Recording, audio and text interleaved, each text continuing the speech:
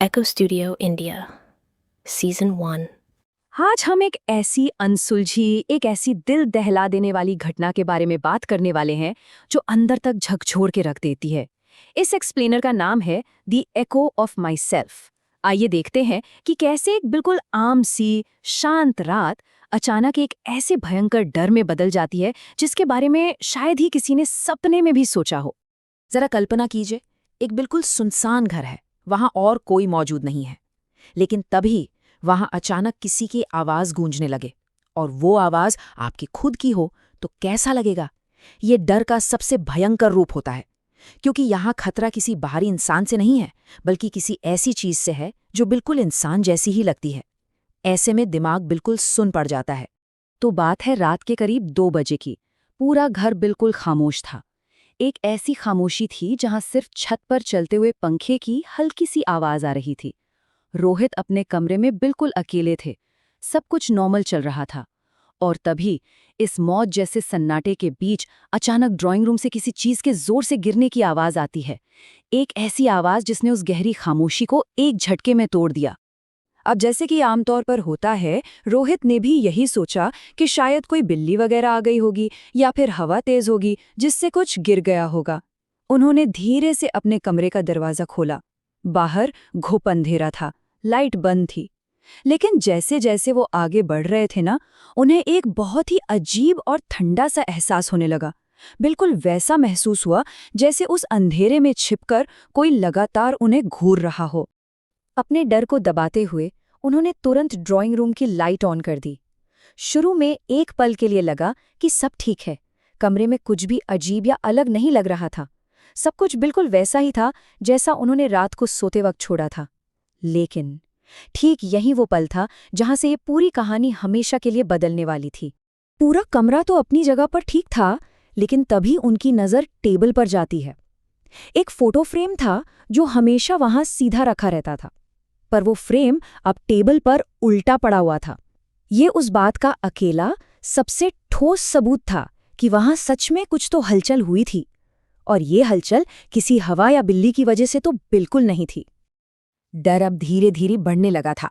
रोहित ने उस उल्टे पड़े फोटो फ्रेम को सीधा करने के लिए जैसे ही अपना हाथ आगे बढ़ाया, ठीक तभी उनकी पीठ के ठीक पीछे से किसी ने बिल्कुल धीरे से उनका नाम पुकारा। रोहित। एक बिल्कुल खाली घर में ऐसी फुसफुसाहट, ये सुनकर तो किसी के भी दिल की धड़कन रुक जाए। एकदम बिना सोचे समझे उन्होंने थोड़ी हिम्मत जुटाई और पीछे मुड़कर देखा। वहां कोई नहीं था। कमरा बिल्कुल खाली पड़ा था, और सच बताऊं तो ये खालीपन और भी ज्यादा डरावना था। पैनिक में आकर रोहित तुरंत वहां से अपने कमरे की तरफ भागे।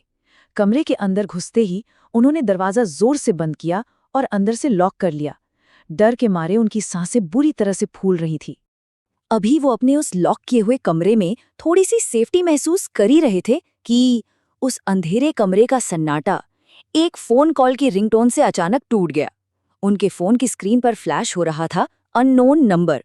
सोचकर देखिए, आधी रात का वक्त, ऐसी डरावनी हालत और उस पर से एक अनजान नंबर से कॉल आना, ये डर को कहीं ज्यादा बढ़ा देता है। कांपते हुए हाथों से उन्होंने वो कॉल उठाया। लाइन के दूसरी तरफ से कोई भी आवाज नहीं आ रही थी, सिर्फ एक भारी सांस लेने की लगातार आवाज सुनाई दे रही थी। एक बहुत ही डरावनी खामोशी थी और उसके बीच वो सांसें। फिर अचानक उस खामोशी को चीरते हुए एक आवाज आई, एक ऐसी आवाज जिसने एक बहुत ही भयंकर चेतावनी दी। फोन पर उस आवाज ने कहा, रोहित, दरवाजा मत खोलो। ये अल्फाज सुनते ही रोहित की रूह कांप उठी, क्योंकि ठीक उसी सेकंड, ठीक उसी वक्त उनके कमरे के दरवाजे पर बाहर से एक नॉक हुआ। नॉक नॉक, और दरवाजे के बाहर खड़े किसी शख्स ने पुकारा, रोहित, मैं हूं, दरवाजा खोलो। एक तरफ तो फोन पर वार्निंग मिल रही थी और ठीक बाहर से कोई अंदर आने की जिद कर रहा था। और यहां पर इस पूरी घटना का सबसे खौफनाक हिस्सा सामने आता है। ध्यान दीजिएगा, दरवाजे के ठीक बाहर जो शख्स मौजूद था, जो बार बार कह रहा था कि मैं हूं, दरवाजा खोलो, वो आवाज किसी अनजान इंसान की नहीं थी। वो खुद रोहित की ही आवाज थी। बिल्कुल उन्हीं की आवाज की एक एग्जैक्ट कॉपी, जो उस वक्त उस अंधेरे में उनके दरवाजे के ठीक बाहर खड़ी उनसे बात कर रही थी। अब ये पूरी घटना एक ऐसे सवाल पर लाकर खड़ा कर देती है जिसका जवाब शायद ही कोई जानना चाहेगा।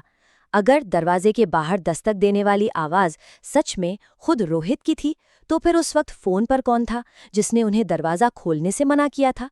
उन दोनों में से आखिर कौन उन्हें बचाना चाहता था और कौन उन्हें उस अंधेरे में खींचना चाहता था? इस बारे में जरा सोचिए, क्योंकि कभी-कभी उन खामोश रातों में हमारी खुद की आवाज ही हमारा सबसे बड़ा दुश्मन बन सकती है।